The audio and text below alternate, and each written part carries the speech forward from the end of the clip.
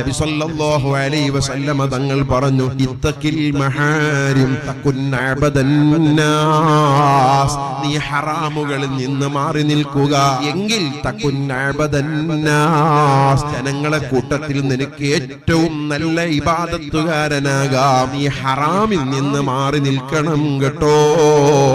ബഹുമാനപ്പെട്ട ഇമാം അഹ്മദ് ഇബ്നു ഹംബൽ റളിയല്ലാഹു അൻഹു പറയുന്നു, സാധാരണക്കാരന്റെ സുഹൃദി തർക്കുൽ ഹറാം, ഹറാമിൽ നിന്ന് മാറി നിൽക്കലാണ്. വലിയ സൂക്ഷ്മത വേണം. ശരീരത്തിന്റെ ആഗ്രഹത്തിനോട് എതിരാകണം.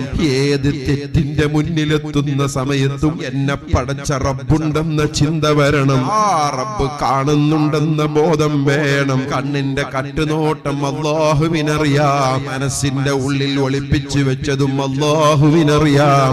അതുകൊണ്ട് ആ സൂക്ഷ്മതയുള്ള ജീവിതമാണ് നമുക്ക് വേണ്ടത്.